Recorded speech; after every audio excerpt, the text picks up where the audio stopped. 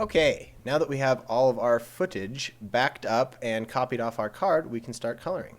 So the first thing we're going to want to do is open up RedCine, which I already have open. We're going to want to travel to our browser, which is this area right here. That's going to let us navigate to our footage in the Finder. So we're going to navigate to that folder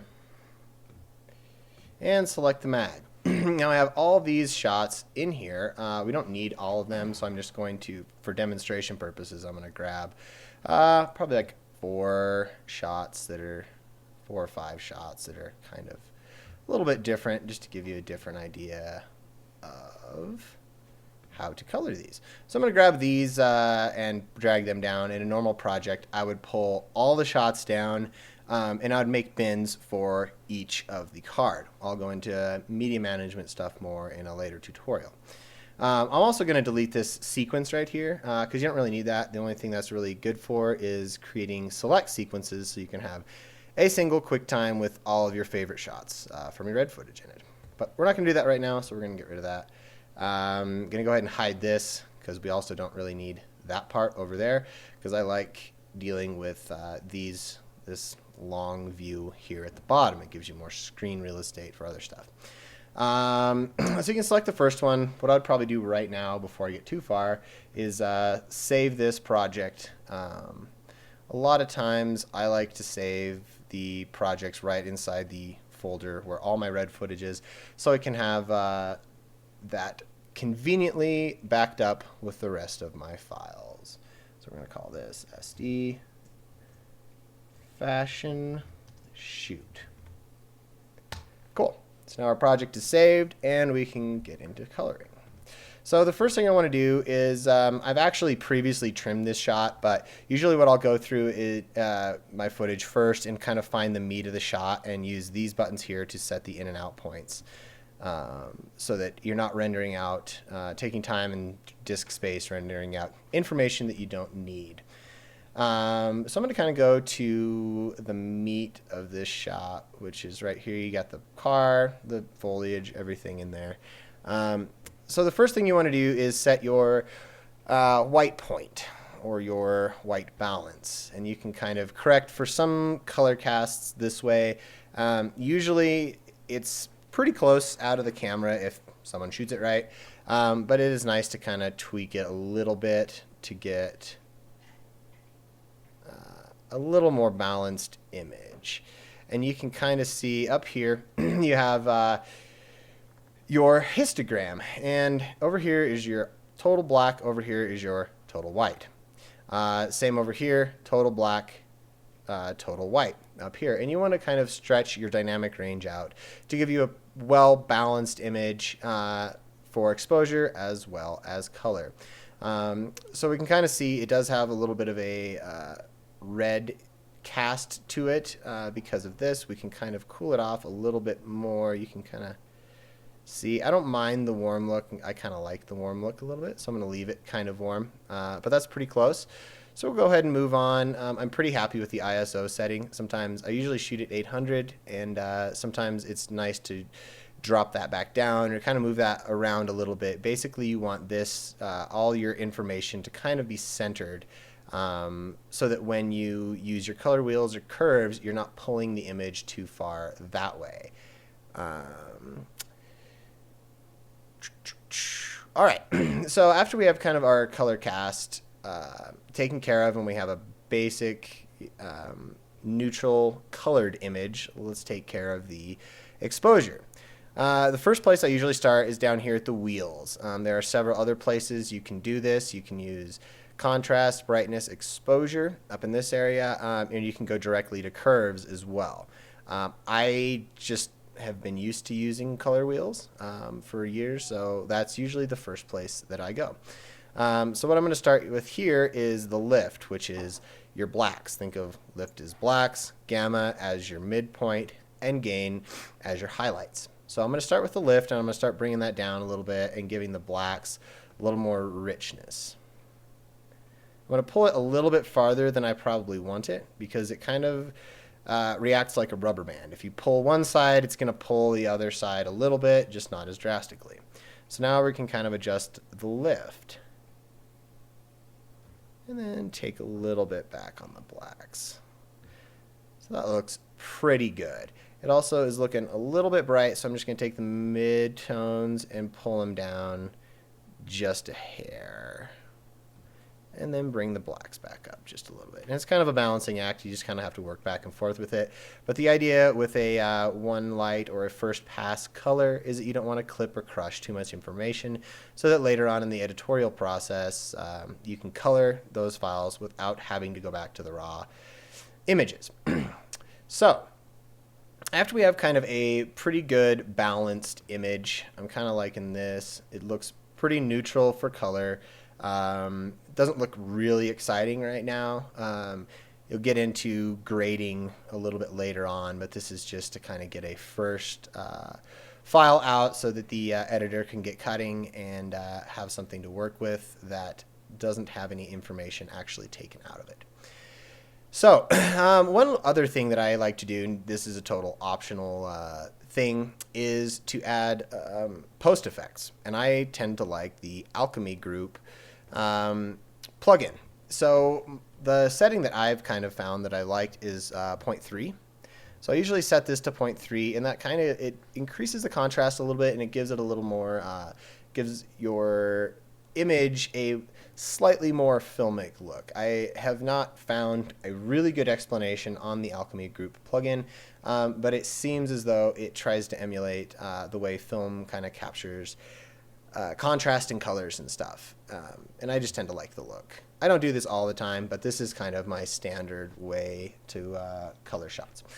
Another thing I like doing is adding post-saturation. I usually set this to 1.1 or 1.2. Make sure to check it on in this box so you can see it. That looks pretty good. Might be a little saturated, but I think it looks nice. So we're going to stick with that. Next, we're going to move on to another shot. It's kind of, if we had several shots like this in a row, you can just Command-C, copy and paste, Command-C, Command-V, copy and paste one look onto another, but since we're going to a totally different scene, that wouldn't really work here, so we'll just go ahead and start back at scratch. We're going to start back up here at the color temperature, and I'm going to adjust this just a little bit back down. I'm going to move the tint a little bit too, and then kind of increase the blue a little bit. So it's starting to look pretty good right there. Okay, for the ISO, I'm actually going to bring that down one notch because it's a little bit bright right now. Maybe 2 notches. There you go. I like that. Kind of roll through our footage here, make sure it doesn't change too much. It's kind of a hard shot to do because everything changes so much. There's zooming that moves. So you kind of just want to get a good base and not go too far in any direction. But I think this is looking pretty good for that. So we'll move on to, for color, and we'll move on to exposure. So down here, we're going to pull our shadows down. Once I do this, I kind of like to scroll through and see how it affects the other part of the shot. And if you just kind of scroll back and forth quickly and watch in this area, you can see your goalpost on the left go up. Goalpost is it's a term that Red uses. It's the same in the camera. If you've shot on Red, which I'm assuming you have, the goalpost, as you crush your blacks, comes down and goes up to tell you how much of your actual image is total black and crushed. So I'm going to undo that because we don't want to have that change in there. All right, so I'm just going to keep going with the exposure here, bring up the highlights a little bit, bring the blacks down just a little bit more, kind of scrub through, see how we're looking. There's some stuff that blows out quite a bit. It looks like the window reflection gets pretty bad. So we'll kind of bring that down just a little bit so it's not quite so gone. And just kind of look around and see what is a pretty even color and exposure for this shot. And this is looking pretty good. I think we could actually darken it just a little bit in the midtones. So we'll do that. We'll bring that down. Bring the blacks down just a little bit. And maybe. Again, it's kind of just a balancing act. I think I crushed the blacks a little too far. All right. That's starting to look pretty good. So I'm going to go ahead and actually, why don't we do this? I'm kind of wanting to bring that blue blues and the blacks up a little bit.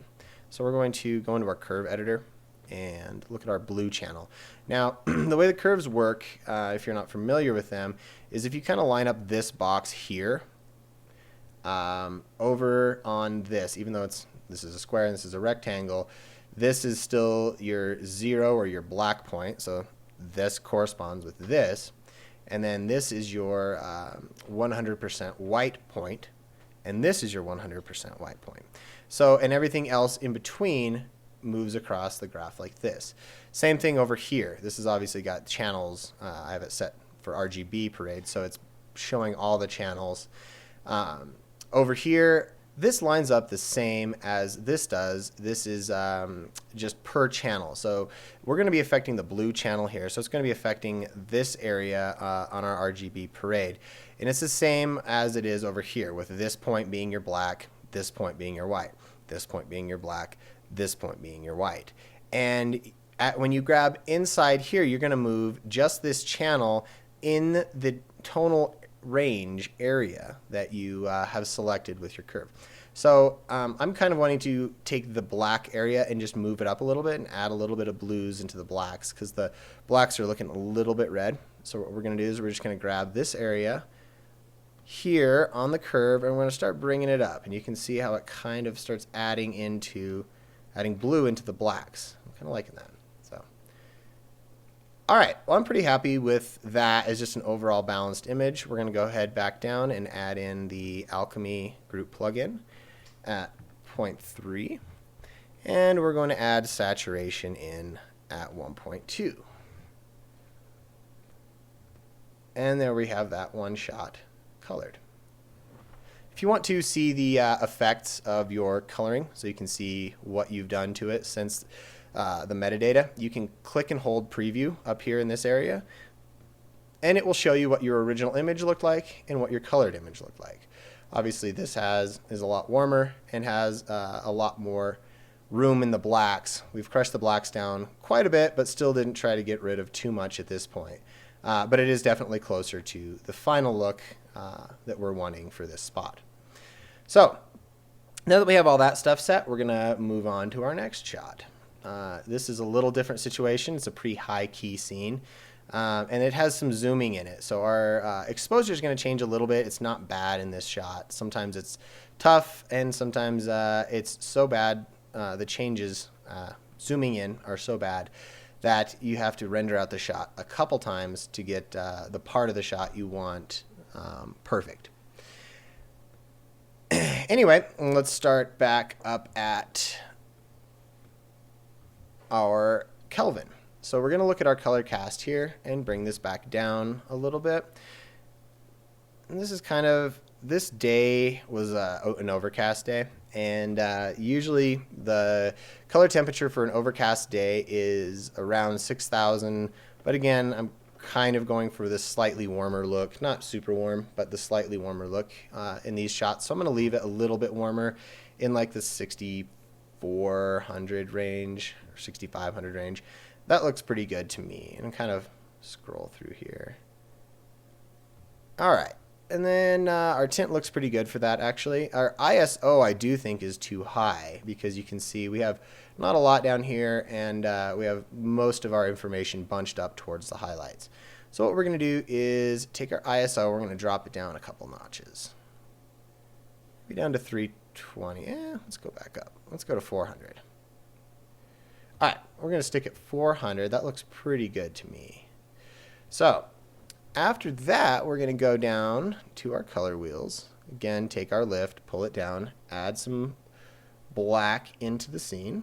Then take our lift, add some highlights, and you can see how now my black is pulled back away from that area. If you want to get a good idea of where tonal ranges should be, the best reference I can think of, and this is something I found on colorgradingcentral.com, which is if you are looking for just general knowledge on color and the theories behind it and how to use Resolve, colorgradingcentral.com is a great place to learn that. But one of the kind of tricks I picked up from there was that tonal ranges here kind of match up with Ansel Adams' scale. So if you just Google Ansel Adams scale, I can't remember exactly what it was called, but it kind of gives you a basic tonal range for where skin tones should be, where water, snow, shadows, all that kind of stuff. And it kind of gives you an idea of where those should lie in your histogram. And she's got pretty dark brown skin, or medium brown skin. So you're going to want her skin tones to be kind of in the 50 to 60 range. So if you just kind of hover your cursor over here, over her skin tones, you can see dots appearing on your in your video scopes. And you can kind of look and see where those are lying. That's a little bit, obviously it's getting a little bit hot here. It gets back down to the 20% range here. And you're getting all the way up into like the 80 here. You kind of just want to make sure that your skin tones are in the 50 to 60 range for someone who looks like this. Anyway, it actually looks pretty good where it's at. I just wanted to mention that because when you're doing anything with models and fashion and things like that, skin tones are very important, and having, if you give someone orange skin, they're not going to be happy. Anyway, let's keep going with balancing this image. I'm just going to add a little bit more contrast in here. And then I'm actually pretty happy with the way this is looking.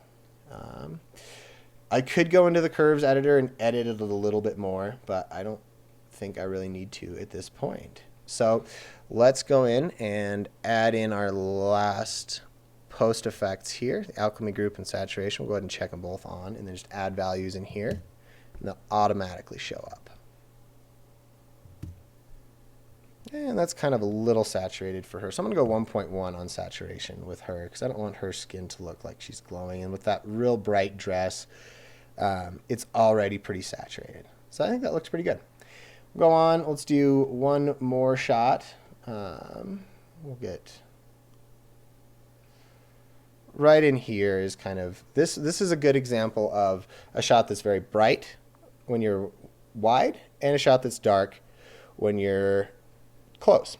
And that's just because we're zooming in and out and not adjusting for our exposure in the camera. So we can do a little bit with this in post. The best thing you can do for your first pass color is to kind of balance it and just get a good middle ground between the bright and the dark shots. So what we'll do here is, again, I'm going to kind of bring this down a little bit. That's a little bit warm.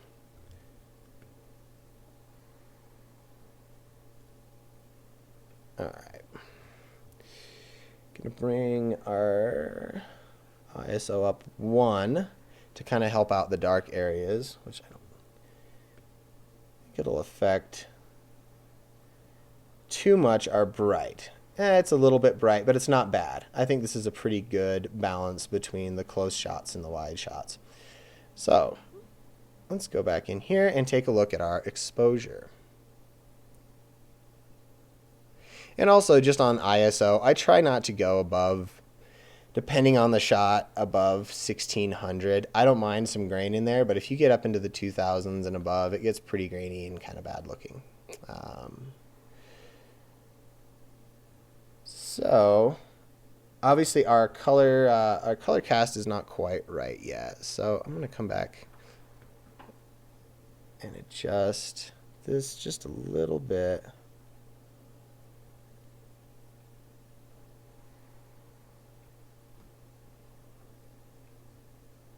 All right, go in and kind of. Okay, let's take a look at our sliders down here now. Pull up our whites. Let's take a look at a different part of the shot. So our highlights are looking pretty bright there. Let's pull those down. And we'll pull the blacks down as well. Pull up our highlights again.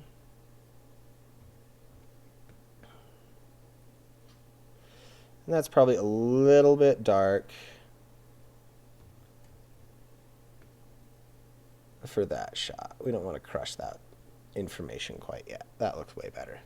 So this is not going to be perfect, and you'd kind of just want to select the part of the shot that you actually thought you would want.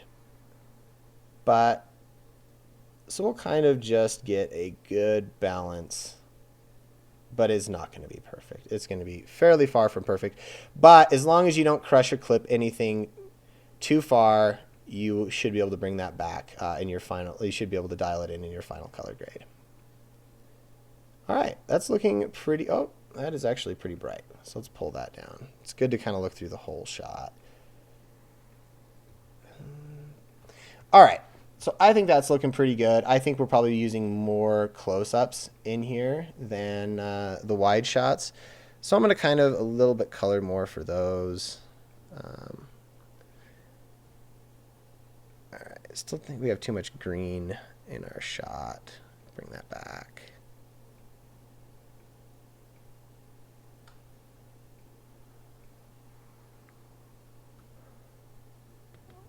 Maybe go about 1 on that. And then we're going to cool it off just a little bit. And sometimes I get it right. Sometimes you'll get it right first time. Sometimes it's kind of going back and forth between exposure and color until you are happy. But this is starting to look pretty good.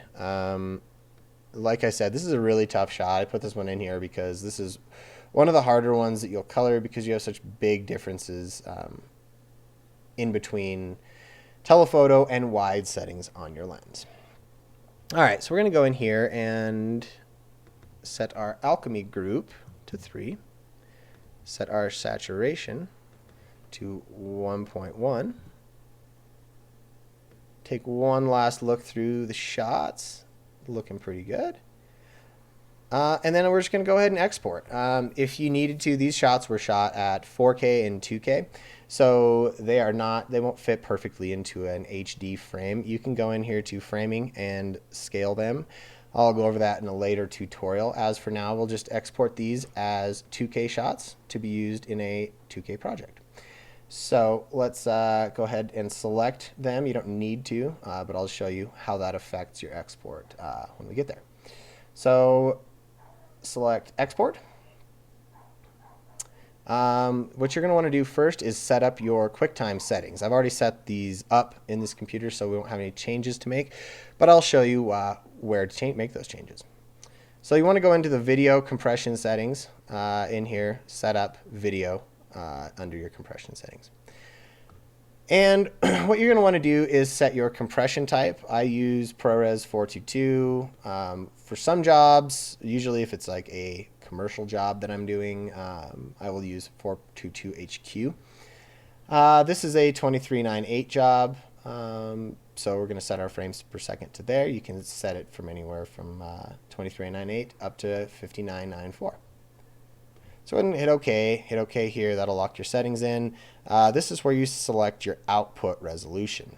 What you're going to want to do is select, for these shots, I'm going to select 2048 by 1080. If this was a 1920 by 1080 project, which most are, I would select this. This is my most used setting. This is just kind of a different project, so we're using different settings for it. Also, another thing you want to double check, debayer settings should be set to full by default, but check if they're not. That's how the raw information is debayed or how the computer is figuring it out. I'll go over debayer in another more advanced tutorial in the future, but just know now to get the best quality shots, you want full debayer on all your resolution settings in this box. Go ahead and click OK to lock those in. Go down to your your output location. What you're going to want to do is you can select to have it go into the same folders. I always go with a custom output, and I usually put it in a folder called ProRes, which I actually think I already have set up for this. Let me show you where that is. And yes, I've actually already exported some shots into this folder. But basically what I usually do is inside of my footage folder, I'll have, here's all of our footage. Inside of my red folder, I'll have the mags. If there were multiple mags, I would have a folder that says raw, and I'd have multiple mags inside that folder. This is simply one mag, so I just have this, and then I have a ProRes folder. Inside the ProRes folder, again, if there were multiple mags, there would be multiple folders. There's just one folder, so here we are. we select this folder. Obviously, it already has clips in it. We can click choose. Click. Well, and also this is since we already have footage, since we already have shots exported, if we were to export with these settings, it would give them a unique name. So it would have both files in there with different names. Right now, I'm just going to go overwrite existing file just so I don't create more media. But you can kind of go through here and decide what the best setting for you is. So I'm going to click OK, and then from here on out, it's literally just as easy as clicking export.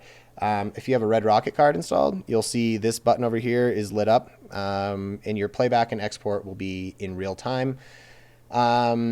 If you don't, it takes an awful long time, but for a few shots, it's not that big of a deal. If you have a big job, definitely get a Red Rocket card, at least rent one. If you click over to your export setting, you can take a look at your progress and see how long it's going to take. It looks like we're looking at about 12 minutes. I doubt it actually takes that long. It usually kind of goes down a little bit quicker. Anyway, after these files are exported, you can just navigate to them in your Finder and drop them into any nonlinear editing software that you wish and get editing.